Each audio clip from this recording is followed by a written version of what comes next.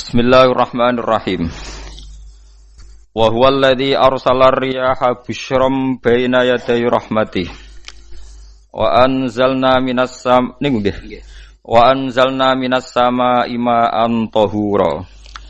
Linuhyiya bihi baldatan maytan wa nusqiyahu mimma khalaqna an'aman wa anasiya katsira.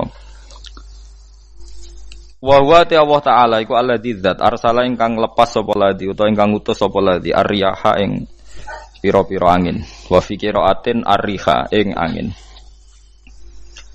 Maksude mufrad busyron nusyuron nusron wae teng sapah niki busyron nusyuron apa busyron nusyuron hale ingkang nyebarno utawa hale ingkang dadi berita gembira bena di rahmatih ana ing ngarepe sedurunge rahmate Allah.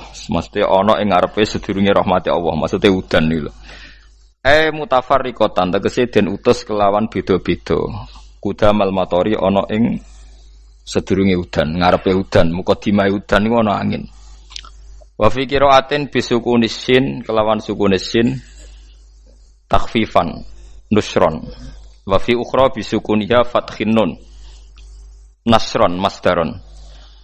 Wa fi ukhra bisukuniha kelan sukunis sin wa dhammil muwahhadah lan dhammai ba badalan nun hale dadi gedine nun kira kita busyron. Terus nak teng sapah iku nusyuron kalian nasron. Terus nak kira kita napa busyron. Jadi wa dhammil muwahhadah dhammai ba titik sitok busyron nggih badalan nun. Dadi boten nusyuron tapi napa busyron. Mubasyiratin tegese angin niku nggih berita gembira. Wa mufradul ulati mufrate sing pertama iku nusyur. Nusyuron ka rasulin rasul rusul. Nggih nusyur. Wal akhirah utawi mufrate sing akhir iku nasyir. Di kula terangno nggih cara mazhab Abu Hanifah banyu iku ora iso najis.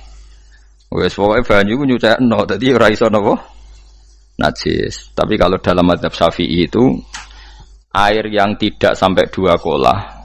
2 kolah niku ukuran 1/4 itu sekira-kira 1 meter persegi. Berarti kiri kanan atas bawah niku napa? 1 meter niku pun 2 napa? Kolah. Niku nak cari Imam Syafi'i jika air sebelum 2 kolah itu kena najis sedikit rubah atau tidak rubah najis, nggih. Tapi kalau terlalu banyak meskipun kena macam-macam tidak napa?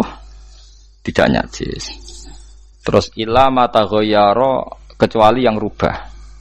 Di misalnya ada limbah, ada kubangan besar gitu yang beribu-ribu liter tapi kok warnanya sudah warna coklat.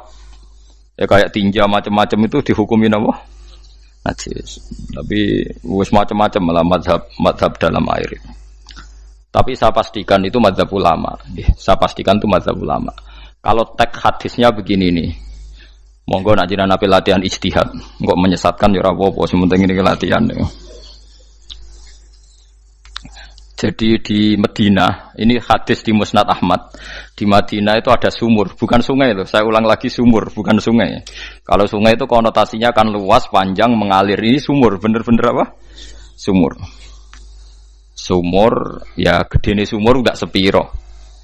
Nabi itu wudu di situ terus diingatkan ya Rasulullah itu sumur dulu zaman sebelum engkau datang sebelum ada Islam di sini dipakai pembuangan jifah batang anjing dan nyuwun sewu kotoran orang haid ya kotoran orang haid. Terus saat itu Nabi ngendikan alma tahurun la yunajjisuhu syai'un, kata Nabi yang namanya air itu menyucikan tidak pernah bisa kena najisnya. Alma tahurun la yunajjisuhu nawa syai'un. Terus Nabi wudu. Ya sudah begitu. Ya sudah begitu sampe rasa bojiro-jirono. Alhamdulillah hadise ngono. Ya kan ya, paham kan ya? Mane nek sampean ditangkleti. Kulon sering ditanya sama orang-orang Jakarta, "Gus, saya ini punya air langganan PDAM, itu dikelola dari sungai ini. Padahal sungai ini mulai tinja sampai sapi tank macam-macam ya ke situ semua, Gus. Terus gak baunya karena kaporit. Itu gimana itu, Gus? Suci ndak itu? Terus saya tanya, lah kamu pakai ndak? Ya sudah pakai, tapi tetap tanya hukumnya. Itu kan seperti yang di Jakarta itu kan misalnya yang diolah itu kan sungai macam-macam tuh. Lah itu yang limbah keluarga ya kalau untuk nyuci piring nggak apa-apa. Sapi teng macam-macam kan ke situ juga. Ya kan ya, cara gue istihad ya. Karena kalau menurut Syafi'i, 2 kolah pun tidak ada pengaruhnya kalau terlalu banyak apa? Bahan yang apa? Najis, yang limbah itu yang najis. Ya jelas najis ya. Kalau teletong sapi kan ijek ono intikal madhab, rausul makul tohir. Kotoran hewan suci itu suci, masih banyak mazhab yang mengatakan bahwa kotoran barang suci itu suci, masih bisa intikal. Kalau kotoran manusia itu lebih kriminal, enggak ada mazhabnya itu. Jadi kotorane wedhus iku ana ulama sing darani suci, tapi nek kotorane ruhin gak ono. Nah, itu kan repot. Makanya kata sebagian ahli hadis, sebaiknya hadis itu tidak usah diistihati, pokoknya Nabi ngendikan begitu gitu. Ya sudah orang terus ya sudah begitu. Paham gitu. Terus seperti di sini misalnya yang di sini Gajah Wong itu kan atasannya sana mulai kali Code kan wong macam-macam. Mulai wong buang kotor air besar, air kecil kan lewat semua. Macam-macam. Makanya masalah air itu pokoknya sifatnya air itu ma'an tahura, sifatnya air itu mensucikan. Mensucikan itu 2 dalam mazhab Syafi'i itu. Air dan tanah. Ya, air dan tanah. Terus sama Abu Hanifah ditambah 1. Ini kalau sampean coba tidak apa-apa, api. Makanya kalau ada boto, coroknya apa mus? Boto ya? Boto bangunan apa? Boto. Itu kan kebanyakan kan kadang kan tipak buahan pletong itu kan ya. Terus dipakai boto. Dicampur-campur, diulet-ulet. Terus jadi apa? Boto. Cara mazhab Syafi'i tetap najis, dipakai masjid tidak bisa karena sebagian bahannya dari apa? Najis. Cara mazhab Hanafi suci karena sudah dibakar. Karena api itu termasuk alat mensucikan. Alasannya Imam Abu Hanifah, orang yang fasik-fasik itu nanti disucikan pakai api neraka. Berarti api itu bagian dari alat mensucikan. Jadi misalnya Ruhin mau sholat dibakar, sholat suci gitu.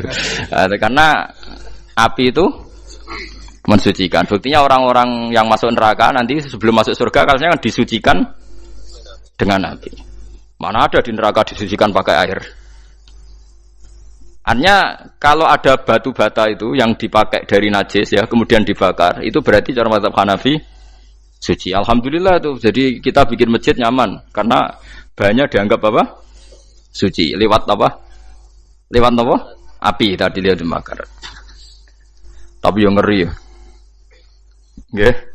Ben sampean ngerti mazhab gitu. Terus saya memang tak niati setiap saya ngaji entah 1 2 tak sisipkan hukum fikih karena fikih ini yang kita alami keseharian. Nggih, fikih ini yang kita alami napa? Keseharian. Makanya saya minta teks hadis tadi jangan rubah. Pokoknya ada sumur loh tidak sungai. Sumur itu kan airnya tenang, tidak ngalir. Nyatanya Rasulullah sudah dilapuri. Ini batang-batang anjing dan bekas orang-orang haid, kotoran haid itu dibuang di situ ya Rasulullah. Terus Nabi menjawab, alma la yunajjis alma utahurun la yunajjisuhu syai'un. Terus orang-orang Syafi'iyah mentahmilkan dalam bahasa ijtihad itu dianggap itu mungkin sumurnya terlalu besar dan airnya terlalu apa? Banyak sehingga kotoran-kotoran itu tidak merubah warna. Tapi kata yang lain-lain masa yang bener aja gitu, masa banyu diam dimasuki kotoran gitu tidak apa? Rubah. Nah itu ya itulah istihad ya. Istihad itu ya.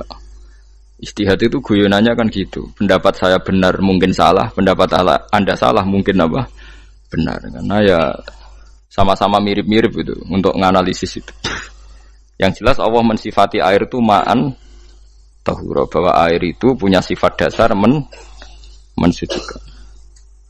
Wah nek cara kula niku asal tidak terlalu ketok najis ngoten lho. Kayak pad PDAM ngoten niku ngger gak ambu taek terus gak ambu apa nek suci ngoten mawon. Dan takoki tapi kan asal usulnya di sana najis gini. Asal usul barang kok repot.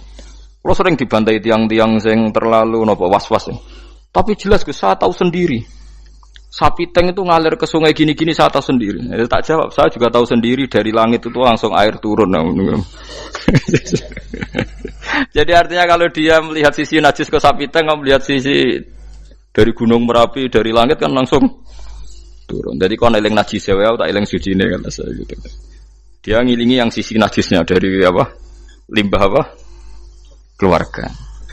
Wa anzalna minas sama ima'an tahura. Air itu mensucikan. Nah, terus kedua masalah fikih yang saya jelaskan di sini, tahur itu sifat mubalaghah dalam madhab selain Syafi'i. Saya ulang lagi ya. Kula warai lugat ke. Kalau orang biasa terima kasih disebut syakir, disebut apa? Syakir. Kalau terlalu banyak terima kasih disebut apa? Syakur. Kalau kadang memaafkan disebut ghafir, orang yang memaafkan. Kalau sering memaafkan disebut ghafur. Jadi dalam disiplin lughat, kalau wazan fa'ul itu berarti menunjukkan terulang-ulang. Paham nggih apa? Terulang-ulang. Sehingga mazhab selain Syafi'i mengatakan air satu ciduk kan ya. Dipakai wudu, setelah itu mustakmalnya dipakai lagi boleh. Mustakmalnya dipakai lagi boleh. Alasannya fa'ul itu mubalaghah gitu loh. Jadi sesuatu yang terulang. Paham ya? Saya ulang lagi ya. Tahur itu kan wazannya fa'ulan. Tahuran berarti wazannya fa'ulan. Fa'ulan itu berarti ikut wazan mubalaghah. Kalau ghafir mengampuni, kalau ghafur sering mengampuni. Syakir terima kasih, kalau syakur sering terima kasih. Berarti kalau tahir suci, kalau tahur sering mensucikan. Nah, makanya selain Syafi'i mengatakan air asal suci mensucikan, dipakai berkali-kali tetap suci mensucikan. Artinya ada mustakmal, ya, ada apa? Tapi kalau dalam mazhab kita kan sekali bekas wudu mustakmal, bekas junub mustakmal karena sudah pernah dipakai sesuci. Nah itu mazhab kita. Mazhab Syafi'i. Sama anut di soalnya kalau cerita sama nak kedesek nggih nganggo sing gampang mawon. Dadi gampang kan. Ya masuk akal karena memang wazan fa'ulan itu untuk tadi untuk litakrir tadi untuk mengulang kayak ghafir nyepuro ghafurun sering nyepuro. Paham ya? Makanya orang itu kalau zalim itu ya zalim, kalau zalum banget zalime. Makanya disebut Quran wa kanal insanu zaluman jahula. Zalim itu zalim biasa, zaluman banget zalime. Jahil itu goblok biasa, jahulan banget gobloke. Berarti kalau tahuron banget nyuciin berarti diulang-ulang. Makanya mazhab lain mengatakan air itu tidak ada mustakmal. Dan saya kadang ya intikal mazhab begitu. Nah intikal gimana? Coba kalau di hotel itu mustakmal. Hotel itu kan kotaannya cilik toh kan. Tahu nggak hotel mari rohen. Kotaannya cilik. Terus kalau kita misalnya junub atau apa pakai ciduk itu kan tetap nyiprat toh mus. Nyiprat kena banyu di kotak yang cilik. Jadi kalau gak intikal mazhab pusing kan kita. Iya kan? Terus kemudian intikal lah suci guys. Takoki pangeran, kok mbok bolak-balik intikal mazhab Gusti. Jare sapa jare Gus Pak ngono takoki ngono. Lah kowe muni kowe kok roh takoki malah pusing. Kayak Mbah Khalil Bangkalan itu. Kalau nalkin mayit itu masyhur Mbah Khalil Bangkalan. Tidak nalkin mayit itu. Yo kan yo, aku sibuk urusanku akeh. Takoki malaikat ngenteni Mbah Khalil. Tinggal mire. Sing ngono tok. Nalkin meneh. Yo jiyo, soalnya nak takoki malaikat marbuka manabiuka ngenteni ketuane. Maksudnya ngenteni dekne. Ya sudah ditinggalin. Ya orang ditakoki wong dekne orang kabudut. Pokoke diwarai kabeh. Nah, terakhir beliau rodok modern. Ngenteni ketua rombongan pokoknya. Jadi nanti yang jawab itu ketua rombongan. Tapi aja tiru kan ngomong takoki malaikat ngentosi Gus Pak. Aku teko tutuki mawon Gusti. Sewen. Yakin muga rukin ngomong ngoten kula ngomong bukan nangkir. Kamu tahu kan tugas standar Anda apa? Ya tugas standare bukan nangkir nutuki iku wis biasa wae. Biasa nutuki tak kan apa? Nah itu mungkin bagian guyone wali ku jek mungkin kadang orang itu engkar ndak bisa yaitu tadi piye wae resmi teksnya Allah tu yaumana kullu unasim bi imamihim nanti manusia dipanggil itu per ketuanya bukan per individu kesuwen jadi ada teori itu yang mungkin benar ya, teori itu yang mungkin benar karena kita nanti di mahsyar juga dipanggil ketuanya dulu. Jadi ya ma'asyarus Syafi'iyah, terus Imam Syafi'i disuruh maju ya ma'asyarul Malikiyah. Karena ketua ini nanti yang menciptakan mazhab. Karena ada pepatah an-nasu ala dini mulukihim. Manusia itu ngikuti tradisi ketuanya. Lagi coba orang Indonesia mbok bodoh, mbok ora, mbok pinter, mbok ora nggak Abu Bakar ya radhiyallahu anhu. Coba kalau tradisinya Syiah, mungkin Abu Bakar laknatullahu alaihi kan gitu. Ya kita tidak tahu begitu. Akhirnya kita ketiban apik karena menghormati apa? Sahabat. Artinya ketua itu penting, menciptakan suasana ketua itu penting. Coba kalau tanpa ketua, mungkin kita tidak punya tradisi. Makanya yang dipanggil itu ketuanya. Paham? Makanya sampean milih ketua itu yang benar. Setidaknya orang ikhlas. Misalnya rapati benar, penting itu ikhlas. Ngeri itu kalau pas sampean dipanggil nunjuk ketua itu, kemudian ketua partai, wah panggil pangeran bingung sampean. Ketua sopo nyebut ketua partai. Waduh. Ketua nih partai dia celok pangeran Melayu. Wah, ngadepi pangeran meriang tetep. Paham ya? Jadi nanti sampean itu ditanya itu lewat nopo? Lewat nopo? Ketua. Terus ketua nanti itu ngecek ada nur yang dipakai alamat dia ngikutin ndak. Nah, yang paling ngeri ya termasuk Rasulullah. Rasulullah itu nanti pakai standar itu. Inna umati yut'auna yaumal qiyamati hurran muhajjalin min atharil wudu. Itu kan ada tanya jawab sama sahabat. Kata Rasulullah, kamu tidak usah khawatir kalau saya meninggal. Meninggal saya itu baik. Hayati khairun lakum wa mamati khairun lakum. Saya hidup di antara kalian ya baik, setelah saya meninggal juga baik. Ya Nabi ya unik. Amma hayati fali asunna lakum as-sunan. Kalau saya masih hidup berarti saya bisa meneladani kamu melakukan beberapa sunnah, beberapa tradisi. Sunnah itu tradisi. Jadi orang kudu artinya sunnah itu wajib atau sunat. Buktinya di Quran ada sunnatullah fil ladzina khalau min qabl. Jadi sunnahnya, tradisinya Allah menghukumi orang-orang dulu. Itu bisa orang benar, bisa orang tidak apa? Benar. Kata Nabi kalau saya masih hidup, fali asunna lakum asunan. Saya bisa mentradisikan kamu beberapa sunnah, bisa wajib, bisa sunnah. Wa amma wafati ya khairun lakum. Kalau saya sudah meninggal nanti juga bagus. Mergo aku nak SK pundhut jare Nabi aku jejer pangeran. Dadi nak roh kowe apik, saya muji Allah, nak roh kowe elek langsung saya minta ampunan kepada Allah. Dan semua umatku nanti diampuni. Terus Nabi mulai menangis, tapi ada beberapa masalah.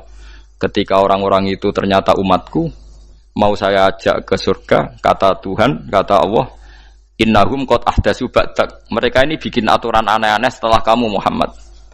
Terus fa'aqulu suhqan ya sudah kalau gitu tak tinggal ke surga, tidak ikut masuk surga. Nah, kemudian ulama berdebat ahdatsu itu apa? So, ada yang itu bid'ah gitu. Macam-macam. Kalau ulama Sunni ahdatsu itu ya bid'ah ibadah mahdhah. Jadi misalnya orang melakukan sholat zuhur kok 6 rakaat itu kan wong nganggur papat es kesel kok malah muni 6 itu. Utawa duhur kok mau 3 rakaat itu kan ya itu bid'ah. Karena ibadah mahdhah. Tapi kalau masalah sosial itu fleksibel. Fleksibelnya adalah misalnya dulu Nabi naik unta, orang yang anti bid'ah juga naik Innova. Padahal dulu naik unta. Orang-orang yang poligami itu ya tidak nunggu istri pertama mati. Padahal dulu Nabi poligami setelah Sayyidah Khadijah meninggal. Ya mereka baik-baik saja. Alasannya poligami sunnah Rasul. Padahal nak detailnya sunnah Rasul poligami setelah istri pertama meninggal. Jadi kayak Ruhin itu belum boleh. Istrinya kan masih hidup 2 dia.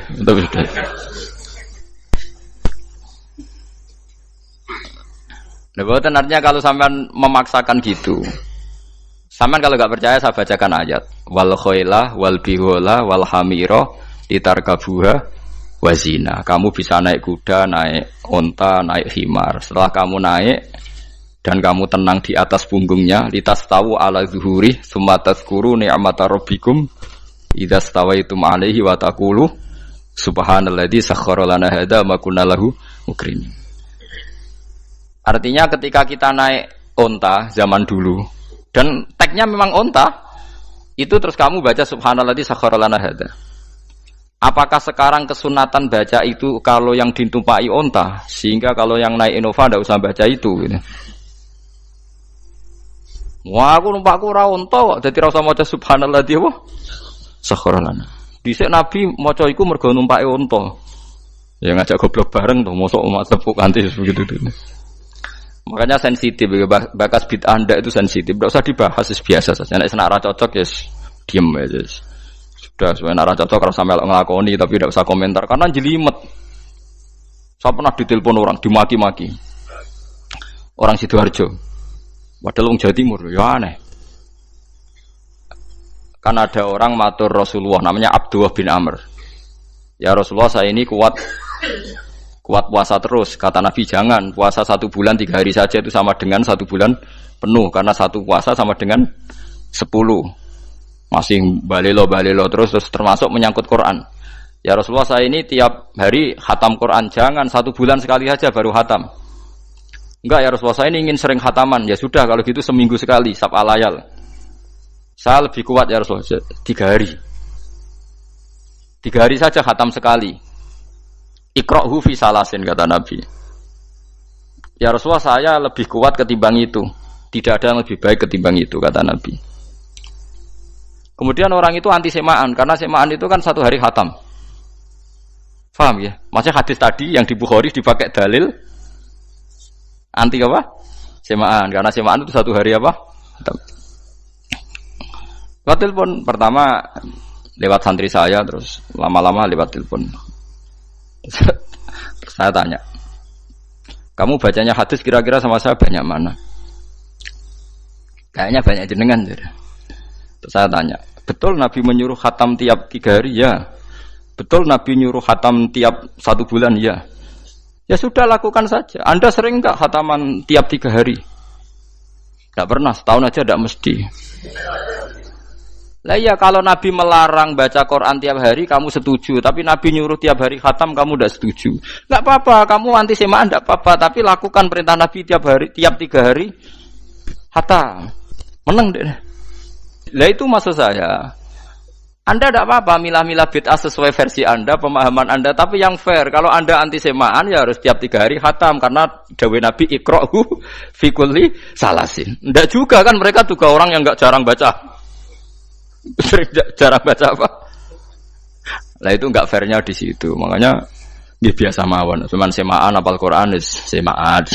Nah hafal Quran ya wiridan, malah lucu to hafal Quran kok semaan. Ya yes, ngono ae hafal ya nyemak kan, kok kesel ya mulai. Dibang nyemak sampai gremeng. Bariku mangan entek akeh kan malah lucu. Wong nyemak yo do kurang ajar. Jajal kok nyemak ki delok ngarep mbek guri tok, agar kebar ya wis. Aku serah kelakuane wong nyemak. Kan dekne ra apal kan yo. Biasane nyegat guri to. Kok agar gurine kembar pojok. Wis. Kok agar gurine pojok kembar. Ya sing semaan akhire pinter sing maca kembar gurine. Paham gitu, terus pau gitu, tohuron gitu, tak latih memahami Quran secara lugat. Mergo Quran bagaimanapun bilisanin arabiyim mubin. Ada ulama yang berpendapat tohir itu dimubalaghahkan tohur, seperti ghafur, syakir, syakur. Sebab itu menurut mazhab ini tidak ada air apa mustakmal. Tapi kita biasa mazhab Syafi'iyah apa? Ada apa? Ada mustakmal. Itu masalah-masalah ijtihadiyah, masalah-masalah ijtihadiyah. Kalau masalah ijtihadiyah tadi pendapat saya benar, mungkin salah. Pendapat Anda salah, tapi ya mungkin benar itu. Wa anzalna minas sama'i ma'an tahura, mutahhiron tegese banyu iku sing nyucekno. Linuhya supaya maringi urip ingsun. Bihi sebab anane banyu baldatan ing daerah maitan kang mati. Jadi istilah resmine pangeran yo, aku nak nguripno bumi iku yo nganggo lantaran banyu. Dadi aja mbok soal pangeran kok butuh lantaran. Waduh repot. Mung Qur'ane pangeran dhewe istilahno aku nak nguripno bumi lewat lantaran banyu. Ya rasa mbok jero-jerokno. Pangeran kok butuh lantaran. Lah lantaran lah ya iso, tapi nek Allah nganggo lantaran ya oleh, ya aja terus Allah kok nganggo wasilah. Wah ya malah kacau. Ora usah ngono-ngono, ora usah mikir. Pokoke Quran diwaca ora usah dipikir, pun iman wonten mawon kok repot. Iman kok napa? Kok repot. Linuhya supaya ngurip-ngurip sapa ingsun bi sebab banyu. Baldatan ing negara atau daerah maitan kang mati. Jadi sampean jangan mengatakan kalau Allah untuk menghidupkan bumi butuh air ya keliru. Allah itu tidak butuh apa-apa, nggih. Allah itu tidak butuh apa-apa. Tapi kalau Allah punya sunnah, punya adat menghidupkan bumi itu pakai air, ya Allah jangan kamu atur. Wong kira pangeran kok ngatur. Itu kan ada cerita di kitab-kitab itu termasuk di Ihya itu. Nabi Musa itu sok dekat Allah. Jadi enggak mau mimik obat. Membuktikan bahwa Allah itu tidak butuh wasilah. Aqaqir itu maknanya obat-obatan yang dari herbal itu bahasa Arabnya apa? Al-aqaqir.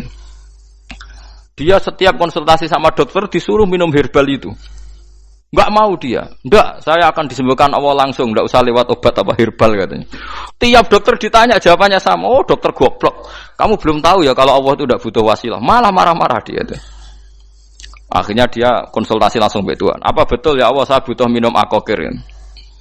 Terus lah kata dokter gimana? Karena herbal itu fungsinya gini-gini. Terus Musa sing gawe fungsi herbal ngono iku sapa? Nggih jenengan.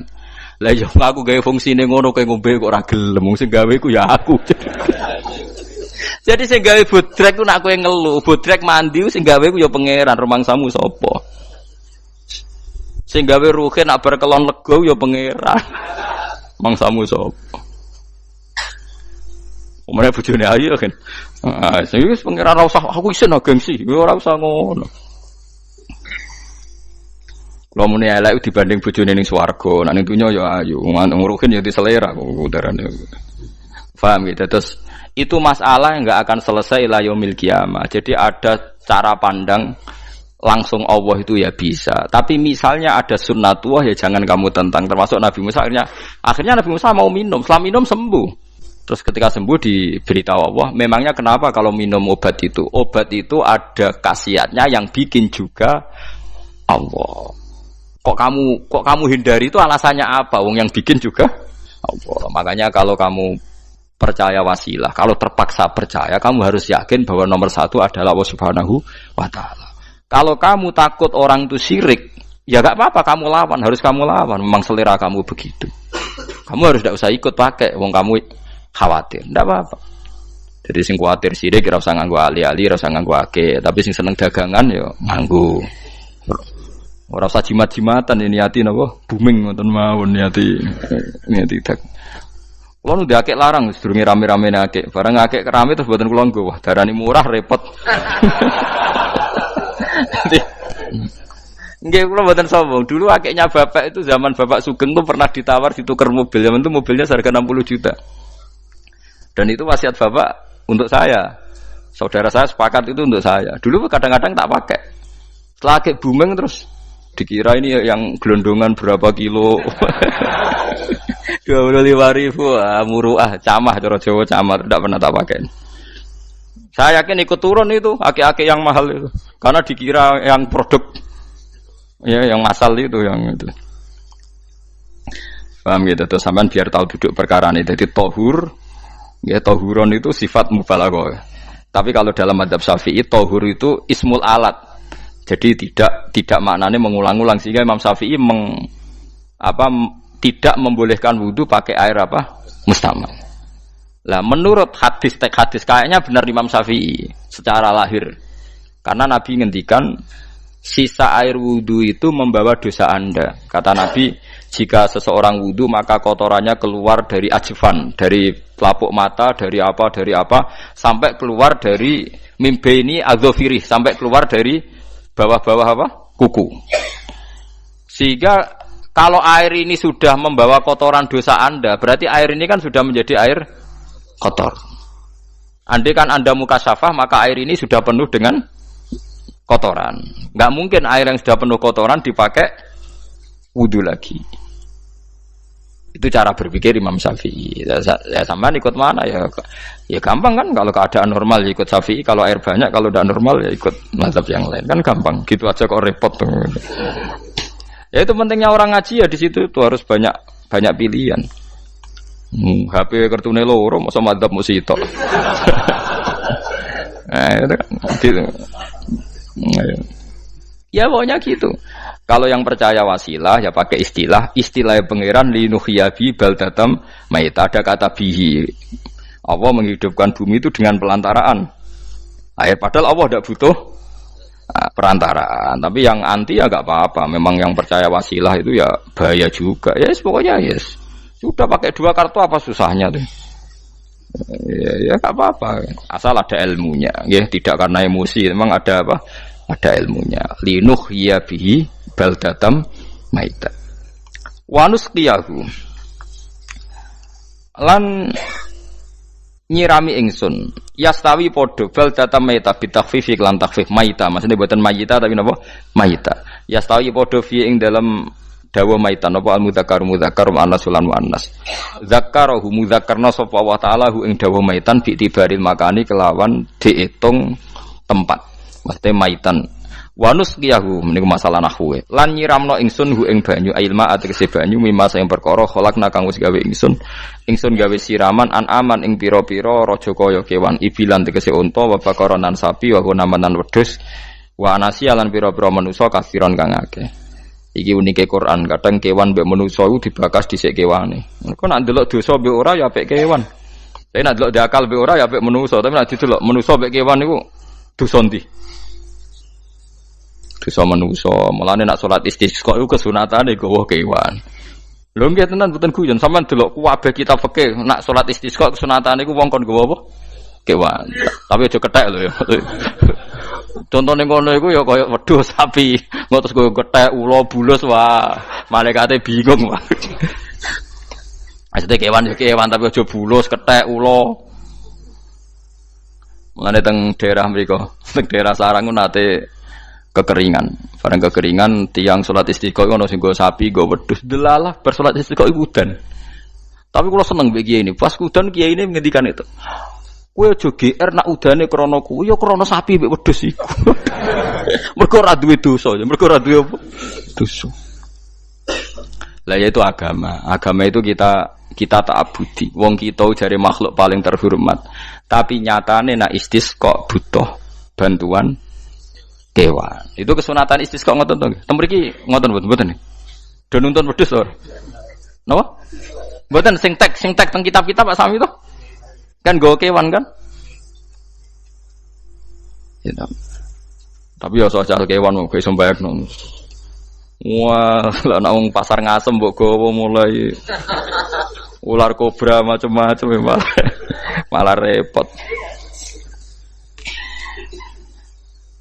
Ndak ini menunjukkan nggih karena manusia iku akeh dosane. Mulane jemben teng ora-ora mahsyar iku manusa ora kepengin apa kewan ora kepengin dadi manusa tapi manusa kepengin dadi kewan. Makanya nanti ketika ngadepi hisab gak kuat wa yaqulul kafiru ya laitani kuntu napa turaba. Maksudnya kuntu turaba ya Allah saya jadikan kewan sing di akhir segalanya didhawuhi Allah kuni turaban. Kamu sekarang cukup jadi turab. Intine manusa sampeyan teng ora-ora masaru bayangno kaya kewan sing akhir hayate mau didadekno napa lemah.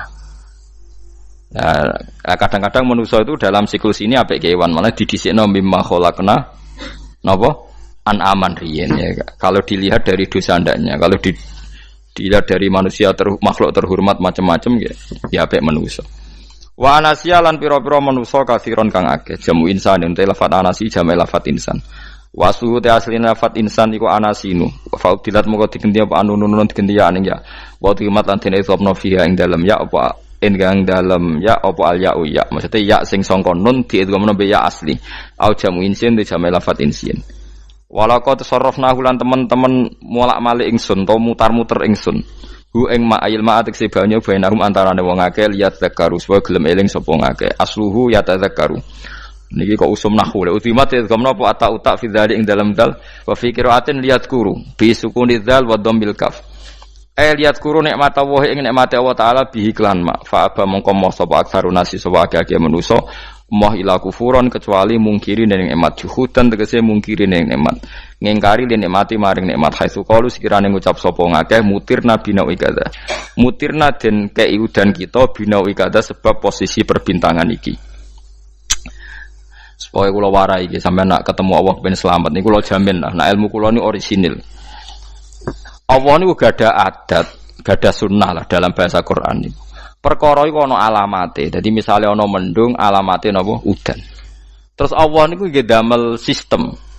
Misalnya waladzi ja'ala syamsa diya awal qamara nura wa qaddarahu manazila li ta'lamu adadas sinina wal hisab. Sehingga di sistem itu kita tahu musim hujan itu misalnya musim ini. Kalau musim kemarau ini posisi bintang pas di sini. Sehingga wong Jawa sing goblok lah roh iki musim hujan iki musim kemarau. Kalau ahli hisab, ahli astronomi ngerti kalau matahari di sini berarti musim ini, kalau matahari di sini musim ini. Begitu juga musim panas, musim gugur macam-macam. Itu kita tahu, itu sunnahnya Allah dan itu yang bikin Allah, kita tahu. Tapi sekali ada hujan kok kamu bilang begini, wajar udan deres wong rendeng. Itu Allah tersinggung karena kamu nganggep udan itu jasane rendeng, ora jasane pangeran. Gak repot to ngadepi pangeran. Ya memang begitu. Karena inginnya Allah manusia itu punya dua kecerdasan. Kecerdasan yang diciptakan nubuwah yaitu akidah dan kecerdasan yang diciptakan sains yaitu pengetahuan. Itu inginnya Allah.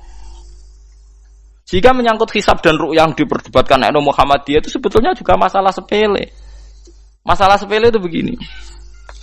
Siapa sih yang mungkiri hisab? Wong hisab itu ya nasib pangeran li ta'lamu adadas sinina wal hisab.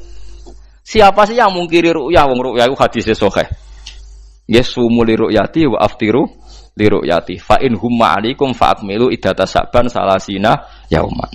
Jika kamu ragu ya ikmal. Ikmal itu menjadi 30 hari. Sekarang sampean saya tanya, ikmal 30 hari itu dari hisab apa ru'yah? Hisab kan namanya ikmal itu pakai saiki wis 29, nek kepen ikmal 30. Lho ikmal itu ru'yah ta hisab? Hisab. Jadi apa susahnya sih pakai dua ilmu itu? Tapi sekarang jadi politik identitas. Pokoknya kalau ru'yah itu NU, kalau hisab itu Muhammadiyah. Terus dijak goblok bareng kan gitu. Mulane susah jadi ulama itu. Mergo dijak goblok nih lho. Ya sama seperti kunut ndak kunut. Saya Muhammadiyah itu lahir tahun 1912, NU 1926. Orang tahu semua sebelum itu zaman Madzhabul Arba'ah Abu Hanifah itu ndak kunut. Imam Syafi'i kunut. Terus kamu bilang Syafi'i NU, Abu Hanifah Muhammadiyah. Memangnya Imam Syafi'i tahu Rois Am? Jadi kita yang ulama itu biasa saja karena melihat Imam Syafi'i itu kunut, Abu Hanifah tidak kunut. Tahu-tahu sekarang jadi politik identitas kalau kunut itu NU, tidak kunut Muhammadiyah. Memangnya Imam Syafi'i tahu dadi Rois Am ning PBNU sing liwat ahwa kan mboten ate. Jadi kalau ulama itu lebih sederhana cara berpikir. Ya sudah, hisab itu ya ilmunya Allah, ruya ya ilmunya Allah. Jadi misalnya dagang dihitung, kalau dihitung itu rasional berarti sain. Kalau tidak dihitung kok berarti jenenge kejutan ya enggak, kita pernah ngalami kita pernah ngalami dua-duanya kan. Dihitung ya pernah laba, kejutan ya pernah.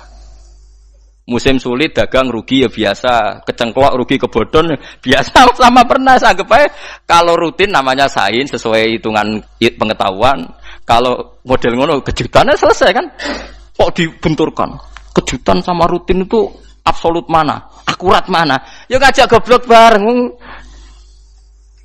Paham ki biasa mawon wong sing seneng ilmu tuh ben biasa roh iku roh dojo ben. Ya ben biasa. Nah sekarang itu usum, anti ilmu itu usum. Yang usum sekarang itu politik nopo identitas. Soalnya batik wong Yogyo, wah batik nasional berarti wong batik wong Indonesia, anak batik ra wong Indonesia. Jadi batik nopo pakaian nopo nasional. Ya wong golek hadis nganti ngelu kesunatan ibadah nggo klambi putih. Ora ono kesunatan ibadah nggo klambi nopo batik. Tapi nak kowe wong alim ben diarani klambi putih gak wajib, kudu kadang-kadang nganggo batik, nggo nunjukno nak nganggo putih iku. Saya tuh seingat saya belum pernah ngaji gak pakai baju putih. Karena pikiranku sering ditanya, "Gus kowe wong alim ora tau joban." Nak joban koyo wong Arab. Nak batik kesane kok ora sunah Rasul. Sunah Rasul seneng putih, setengah-tengah nganggo hem putih, wis sunah Rasul tapi tetep Indonesia. Wis tak pikir wonten. Lah rugen ra mikir nganggo batik. Tapi itu tadi, saya masih husnudzon. Jika jadi tren nganggo klambi hem putih dianggap wajib, harus ada yang pakai batik untuk menunjukkan kalau ndak wajib. Lah mungkin dia termasuk begitu melok. Makome dekne iku wis nglurusno. Itu ndak tahu saya kalau. Oh itu berarti sudah tinggi, kelasnya sudah tinggi. Jadi menurut saya tengah-tengah ya pakai hem putih kalau sholat. Tengah-tengahnya adalah nak jubah terlalu Arab. Nak batik be Nabi ngendikan kesunatane ibadah itu pakai putih. Nganggo mori kok wong mati ya sudah sudah tengah-tengah. Menurut saya, sama ndak harus ikut saya. Tapi jika itu dianggap wajib, kadang-kadang jangan pakai putih. Seperti Jabir bin Abdullah itu terang-terangan, sama tak ceritani. Dulu ketika Jabir bin Abdullah sahabat yang terkenal itu Jabir itu termasuk minas sabiqin al-awwalin itu. Jabir itu sholat di masjid itu bajunya dicopot. Terus sarongan itu dicancang di gulu. Kayak wong kuno-kuno. Sarongan sitok dicancang di gulu. Bawa baju diletakkan di soko masjid. Setelah itu orang tabiin melihat dia secara sinis. Tabiin itu generasi setelah sahabat. Marah-marah ketika dimaki, masa engkau sahabatnya Nabi sholat Bisau bin Wahid pakai baju satu dicancang bisa. Terus Jabir mulai cerita. Kamu jangan bilang pakai serban itu sunat. Kamu jangan bilang pakai jubah sunat. Bagaimanapun menjadi sunat karena kamu punya. Sehingga kamu bilang sunat karena kamu punya. Dulu kita zaman Rasulullah masih hidup, kita semua itu tidak punya baju, punyanya satu. Sehingga Nabi tidak berani mensunatkan pakai baju dua, kesunatan serban. Karena kita hanya punya pakai baju satu. Kita harus mikir bagaimanapun di antara kesunatan itu karena kita mampu. Setelah tidak mampu, tidak ada sunat. Terus Jabir mulai marah-marah, termasuk yang diceritakan. Kalau kamu bungkus orang mati gimana? Ya tak bungkus utuh sampai sikil bedase ra ketok. Ya kan ya, nek ngene wong mati dibungkus sempurna tuh. Nanti kok pepes itu ya dibungkus, terus bariku lagi dibuka raine ya. Ya Mus. Sing mudin-mudin rai ya. Terus Jabir cerita. Cara kowe wajib ta ora jare Jabir? Nggih wajib. Ya wajib mergo iso. Terus dia cerita, dulu Sayyid Hamzah, dulu bapak saya Abdullah, Jabir bin Abdullah. Itu saking enggak adanya baju. Itu nak ditutup sirai mbek sarong, mboten kafan. Iku ketok sikile. Nak ditutup sikile ketok sirai. Akhire do matur Kanjeng Nabi kon nutupi sirah waj'al ala rijlihi sayan min idkhirin. Akhire sing sikile ditutup suket. Saking gak anane baju. Kowe saiki Islam wis jaya kecangkeman sithik-sithik muni sunat wis dimaki-maki mbek Jabir. Wis meneng jar. Terus terakhir ngendikan ngene, aku nglakoni iki liyaronil ahmak misluk, pancen tak jarak aku salat ngene iki bento-bento kowe ben roh. Nak dhisik sejarah Islam ngene iki jar. Liyaroni al ahmak misluk, ahmak ku bento sing level tinggi, medium men. Itu ulama betul ya begitu. Saiki wong Islam jog tuku kurma gampang, sithik-sithik buka kurma, sunah Rasul mergo nganggo kurma. Ya perkarane ke kelar tuku, zaman kene Gunung Kidul melarat nganggo apa? Aneh-aneh iku.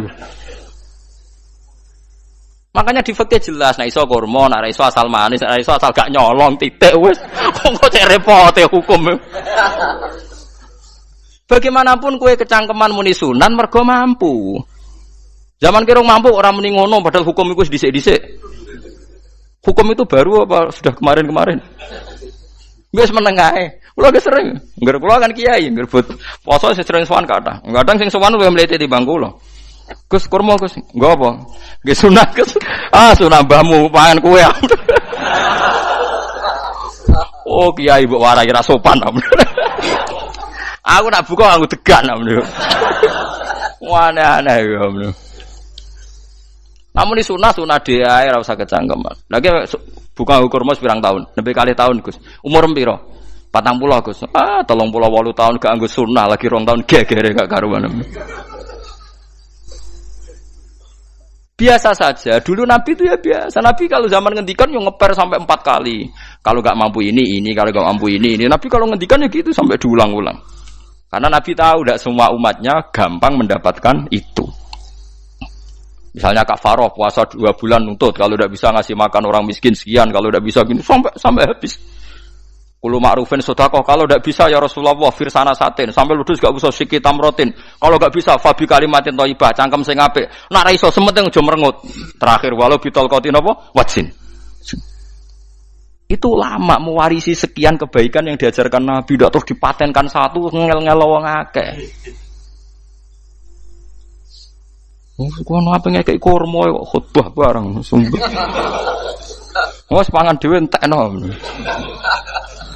Ya ana sing sabar. Wes kula tobat Gus mun mboten ngomong-ngomong ngono. Ya biasa saja kalau ingin sunah-sunah biasa saja. Dawe Nabi wal qasda tabluhu. Kamu itu yang biasa saja. Biasa itu ya standar saja. Ya biasa. Jadi Nabi dulu kalau melakukan sunnah itu biasa.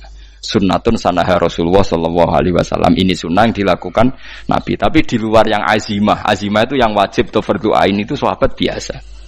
Karena bagaimanapun kita bisa begini karena mampu. Seperti Jabir tadi, orang bisa sholat pakai serban, pakai jubah karena mampu. Zaman Nabi awal Islam.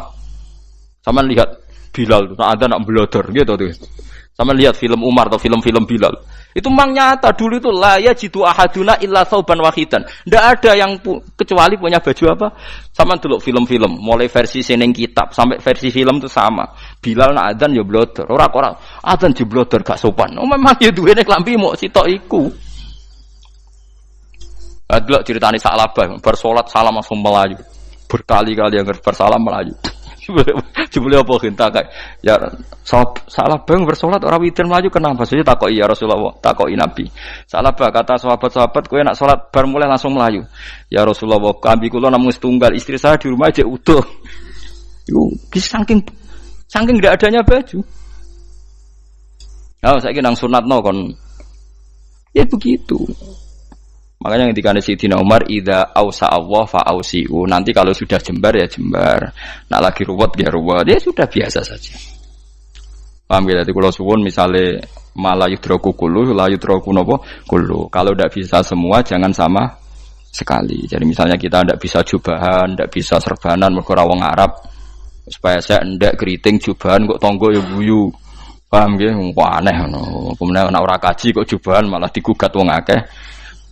Ya sudah pakai hem putih saja. Yang penting dua semangat sunnah putihnya misalnya. Ya tengah-tengah gitu. Tapi kalau kira-kira dianggap wajib ya kan ganti batik kayak Ruhin itu. Itu makomnya sudah itu tadi sudah tinggi sekali. Ya Nabi itu kan misalnya Nabi nyifati rambut yang baik itu yang lurus ngombak gitu. Sifatnya Dajjal itu keriting. Tapi yang keriting ya enggak apa-apa. Bukan berarti wah keriting mirip Dajjal janda gitu. Ya itu kan Allah menunjukkan kekuasaan. Nanti kalau Allah bikin lurus semua dikira enggak mampu bikin yang keriting ya sudah dibikinlah yang keriting. Ya sudah gitu biasa saja buatan berlebihan. Paham gitu. Jadi Nabi itu kalau ngendikan seingat saya ini hafal banyak hadis. Kalau ngendikan tuh sampai berkali-kali.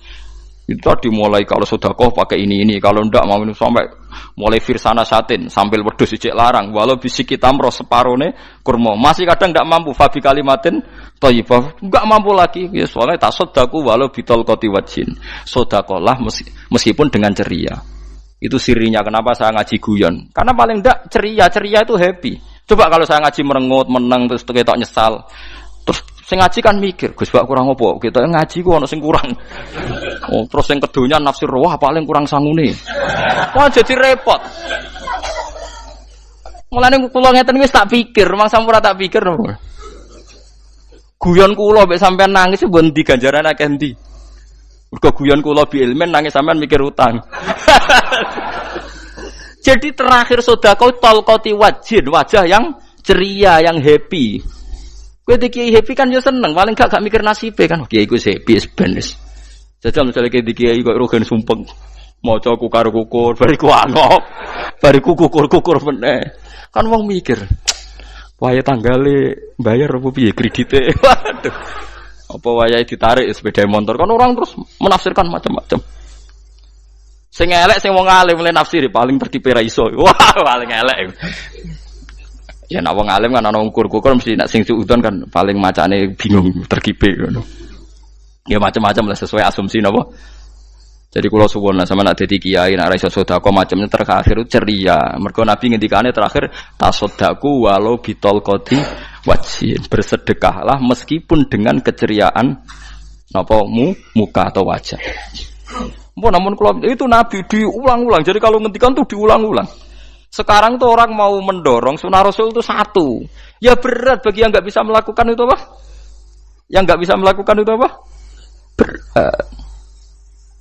Jadi dibacalah hadis itu dibaca utuh. Ya bukan kita apa ya mau sekolah kepingine kabeh umat Nabi itu happy. Mergo selama itu tidak maksiat berarti anut ajaran Kanjeng Nabi Muhammad sallallahu alaihi wasallam. Ma khuyira Rasulullah baina amrayni ilakhtara aisarohuma malam yakun isman. Rasulullah itu tidak pernah disuruh milih dua hal yang berbeda kecuali milih yang paling gampang. Asal itu tidak barang dosa. Itu hadis muttafaq alaih. Ma khuyira Rasulullah baina amrayni ilakhtara napa aisarohuma malam yakun napa isman. Jadi Nabi itu tidak disuruh milih dua hal, mesti milih yang paling gampang asal tidak nopo dosa. Makanya Nabi kalau ditanya, ya Rasulullah sampean nanti tawaf pakai unta apa ndak? Kesel ndi? Nggih kesel melaku, ya naik unta saja. Makanya Nabi kalau tawaf dulu pakai apa? Unta. Terus saiki mulane Arab Saudi PG MRT berkorisik Nabi unta terus saiki nganggo napa? Kereta lingkar. Sekarang baru diperdebatkan. Cek kurang ajar itu sebenarnya no tamu spesial, misalnya pejabat negara sebenarnya atau tawaf numpak kereta muter. Diarani rasah dhisik Nabi numpak unta, diarani sah cek kurang ajar ning dhuwur. Terus sampai angop-angop terus tawaf. Sampeyan muni sah ta ora ya, jujur. Muni rasah Nabi dhisik tawaf. Ngagem unta muni sah kok kurang ajar.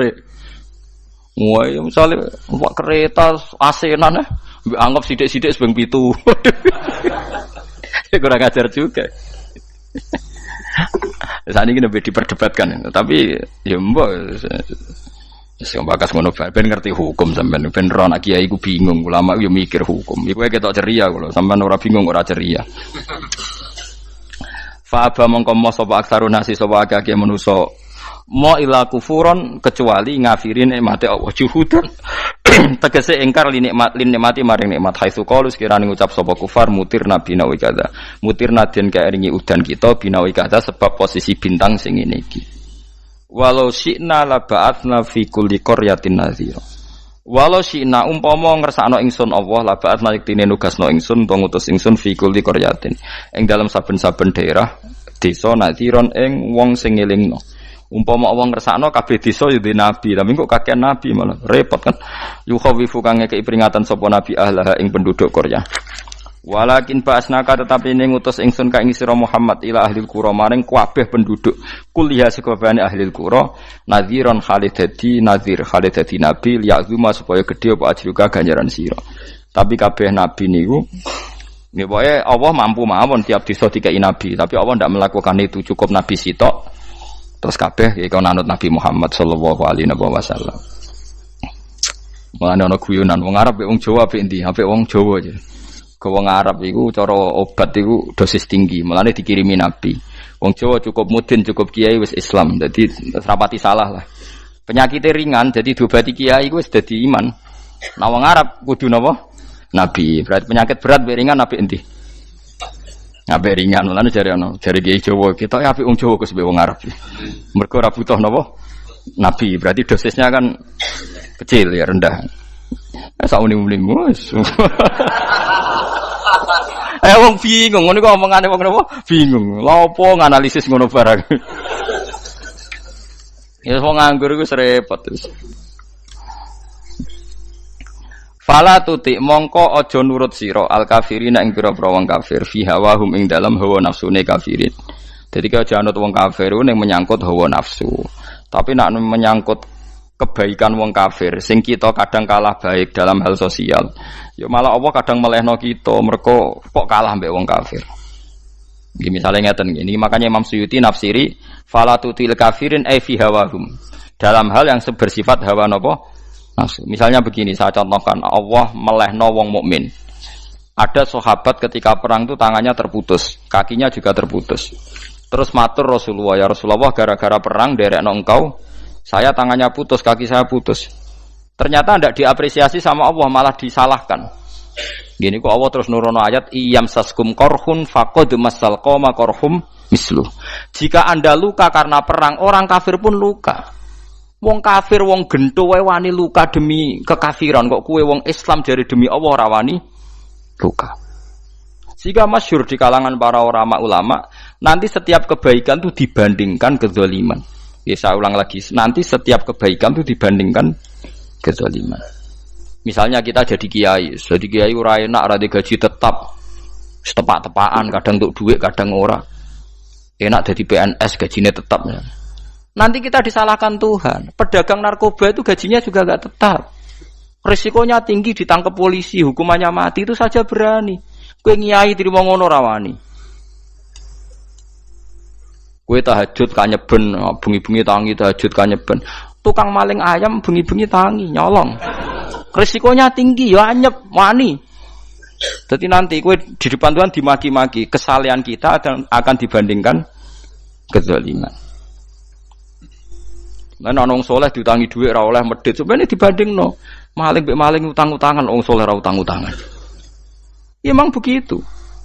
Nah itu yang dimaksud ayat intakunu ta'lamuna fa innahum ya'lamuna kama ta'lamun wa tarjuna minallah ma la yarjun. Jika kamu merasa sakit karena berjuang demi agama, orang-orang zalim juga sakit karena kezalimannya. Toh mereka berani.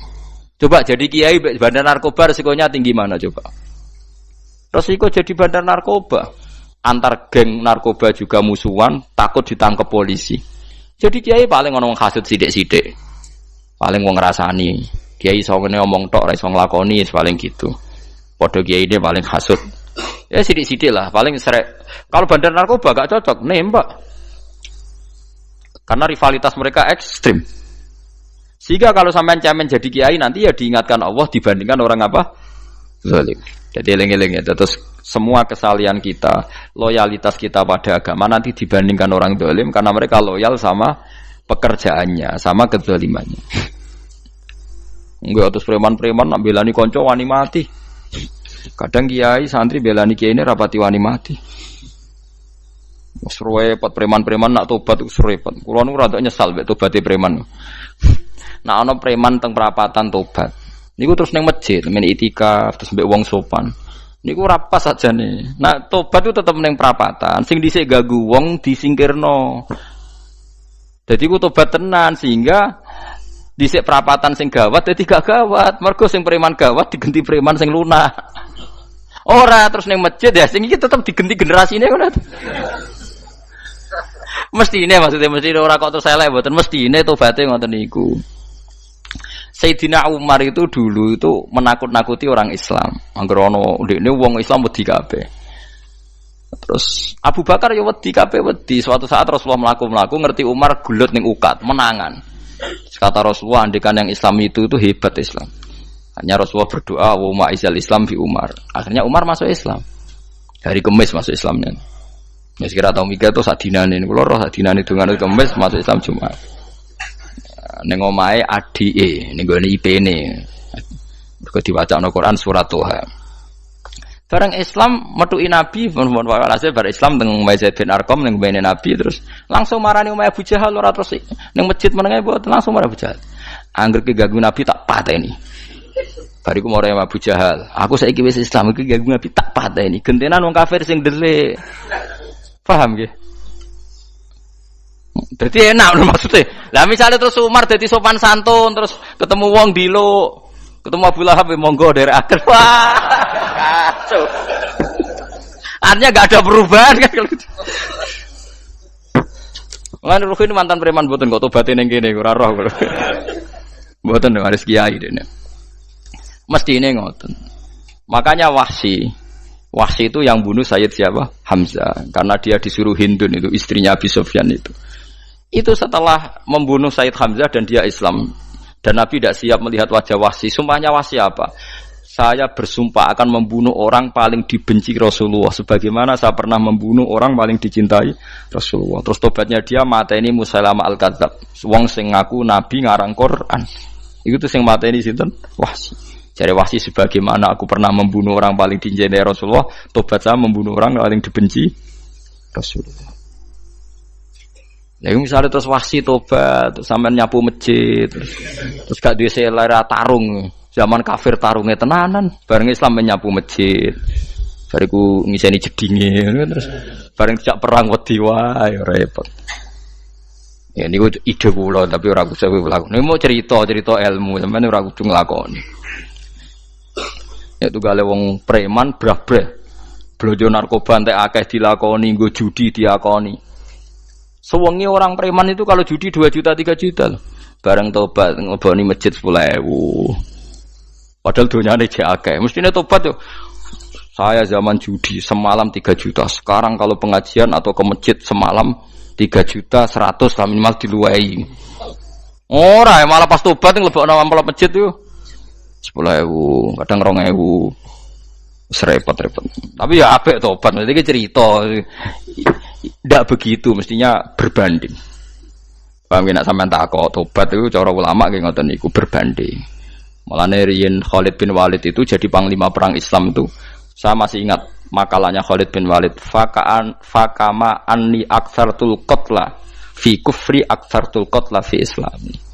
Dulu ketika saya kafir adalah sangat banyak membunuh orang Islam. Perang Uhud kalah itu karena panglima orang kafir adalah Khalid. Dia cakap sekali dalam mengatur strategi perang. So Khalid itu utek elek kan, pikirannya ala sahabat yang menuso ruhin es kayak wong wedok ambek apa jenenge ghanimah mesti medun. Sahabat ora kabeh kaya aku kan ono kaya kue barang macam-macam. Gunung Uhud itu dhuwure mok sak musolane iki Jamira Gunung Uhud kaya Merapi niku mboten. Nah kalau Merapi amanah ning dhuwur tetep ra kenek, melayang to. Jadi Gunung Uhud itu dhuwure sak musolane mbok dhuwur pundi. Wong kula nate mriko bolak-balik kan nggak bisa nek urung tahu. Kula kaya wong India dadi melok itikaf teng gunung lho. Uhud. Mbok piye dalile mbok ya ora roh. Lah itu Khalid bin Walid pinter, dia ketika kalah itu muter ke belakang terus ghanimah itu dilepas. Ya dulu itu dalam perang dulu tuh ghanimah itu kan perempuan sama apa? Ya sama barang-barang itu. Ketika dilepas itu dianggap sudah mengaku kalah. Ada sahabat yang kok ruhin itu udah akabir sahabat, ada sahabat papan atas, sahabat yang seperti itulah. Sahabat kebanyakan turun ternyata Khalid itu muter terus naik dari belakang. Pas sahabat turun, dia naik dari apa? Yo penak karek mana iko dhuwur, itu akhirnya kalah. Itu ya gara-gara strategi ini Khalid bin Walid. Nah terus dia bersumpah, saya bersumpah semua kecerdasan saya, semua kecanggihan saya akan saya gunakan untuk membela Islam. Nuklimake itu di perang Tabuk, di perang Yarmuk, di perang Tabuk. Itu di panglimani siapa saja yang ditunjuk Nabi itu kalah. Termasuk Ja'far bin Abi Thalib itu padahal panglima yang ditunjuk Nabi. Usamah ya kalah. Abdullah ya kalah. Semua yang ditunjuk Nabi itu mati semua. Akhirnya panglima diambil siapa? Khalid. Taruh saja gini strateginya. Anggap saja Arab itu padang pasir. Tidak sampean biar tahu bahwa orang soleh yang cerdas itu banyak. Jangan kira soleh itu tidak butuh kecerdasan, butuh. Arab itu kan padang pasir. Mau jelas gini gambarannya apa? Padang pasir. Itu kalau perang itu kan taruh saja orang Islam itu 3.000 musuhnya 10.000. Memang kejadiannya gitu 3.000 musuh 10.000. Itu kan berbanding berapa itu? 30 ya? 1 banding 3 ya? Nah itu dulu pasukan-pasukan Islam dulu itu sama-sama seperti soft sholat, jadi memanjang. Ya akhirnya perang itu kelihatan sekali mana yang sedikit, mana yang banyak. Habis Khalid strateginya dirubah. 100 orang di depan, anggap saja gitu. Pokoknya tak gambaran coro Jawa paling gampang. Lagi maca kitabnya malah bingung loh. 100 pasukan kuda yang di depan itu disuruh negarkan kuda, disebut fal mughirati subha itu.